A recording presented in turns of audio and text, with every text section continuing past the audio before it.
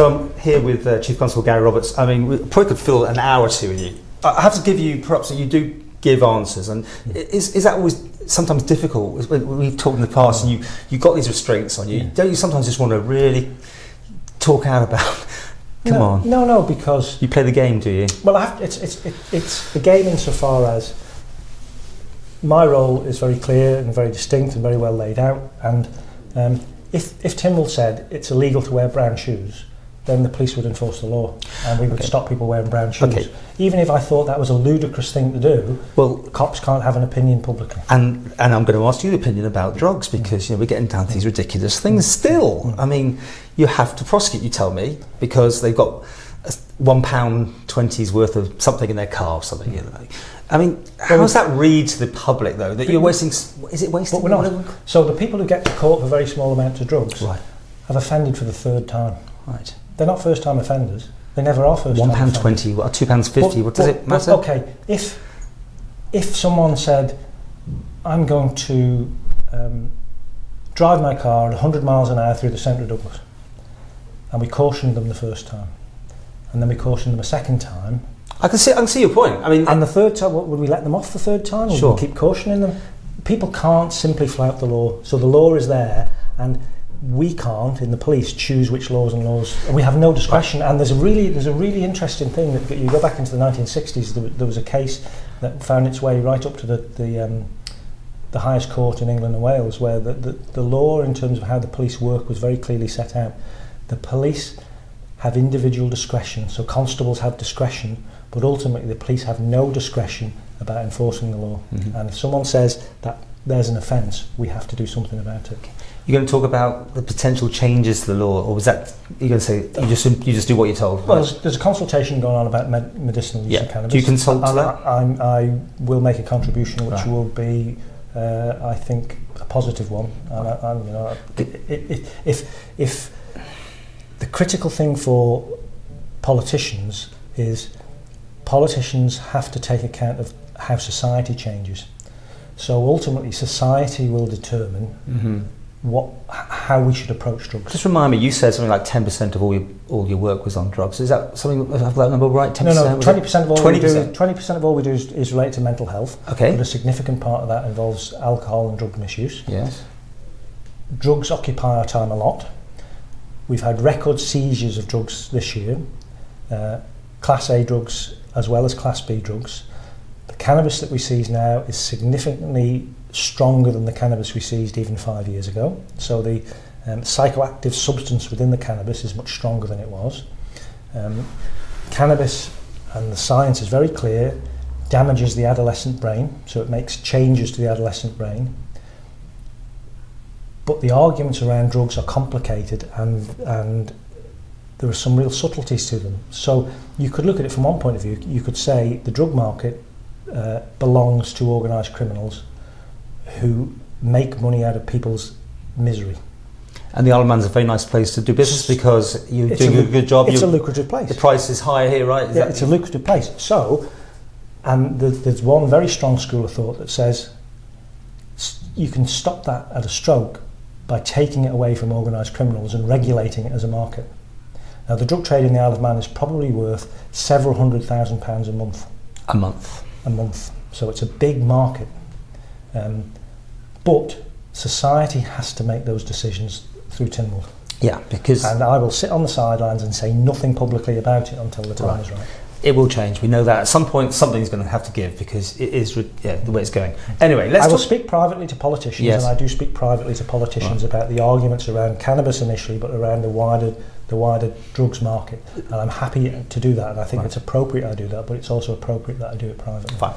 Let's go back to how your extra money, how policing is going to change in the Isle of Man. You got all this extra cash.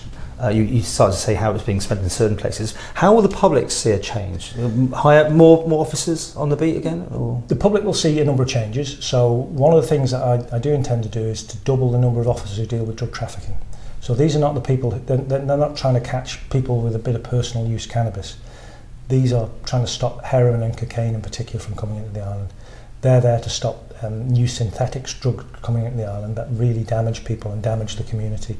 And I think I would have the support of every right-minded person in doing that. I'll spend some money on extra detectives to deal with sexual abuse.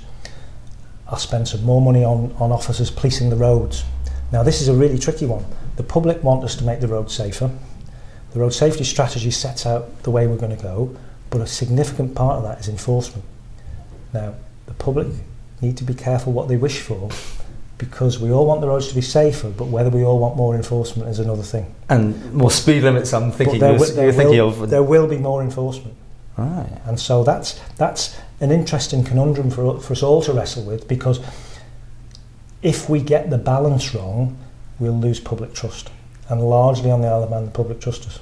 So that's a bit of a challenge for me and my officers to make sure the culture is right in terms of how we do it. Do you keep that cash, by the way? I always ask you this. No, when fines are made. Fines go into the general revenue. Right. Of the, so it's not cash. It just goes to the Treasury. We have no access to that. The only money we can access that we have a part in seizing is drug trafficking money. So if we take money off criminals, both here and through the rest of the world, we will have access to that through the seized asset fund.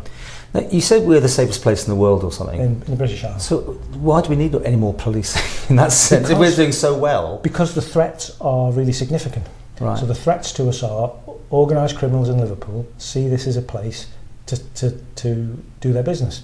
Now there are people in Liverpool who kill other drug dealers or kill people who they believe have informed on them to the police. These are nasty people, but these are the people who supply the drugs to the Isle of Man. So we can allow them to get a foothold in this safe place or not.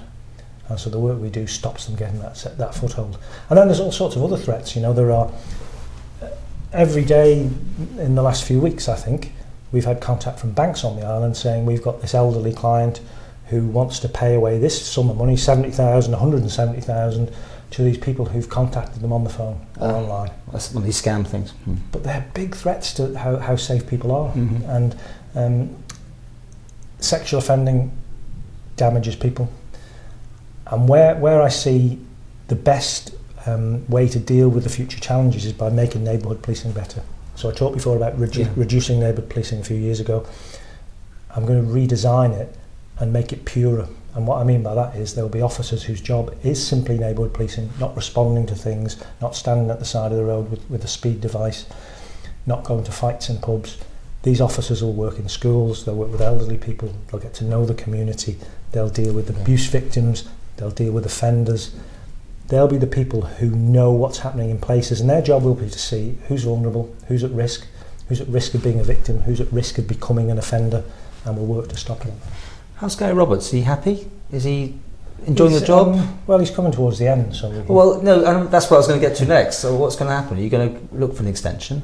Well, no, the law doesn't allow. I'm on my extension. Oh. So you've got to go. The way the Police Act says, you can have a contract and an extension, and that's it. Oh. So at some point in my current contract is in place at the end of 2022, but I have to go then. The law doesn't allow me to stay beyond that. Got a good pension? On the old system? I clearly have a good pension. I've been a cop for 35 years. Yeah. And I paid a lot of money in.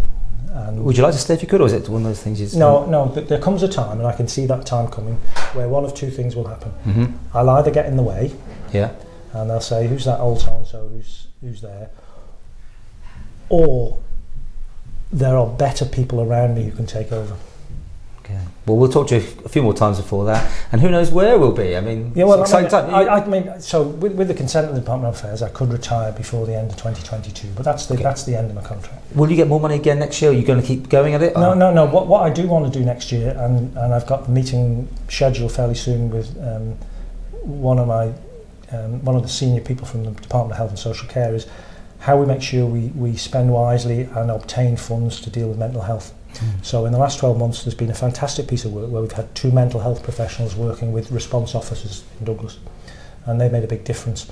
We're on the point of getting a 3rd. Now I want to make sure that funding stays and doesn't go away, and if possible becomes greater, so that we can do more, because there are so many people who are really vulnerable and who are in need, and they're in need in the evening, at weekends, and the mental health service is under strain. So in the past cops had to deal with them. Having these mental health professionals makes such a difference. So you need more money still, I mean? But possibly for that. And you know, I know at a political level, the Chief Minister and others have spoken in the past in Tynwald and elsewhere about the importance of the mental health service and the importance of funding it properly. And so maybe there's an opportunity there to make sure that we are part of that.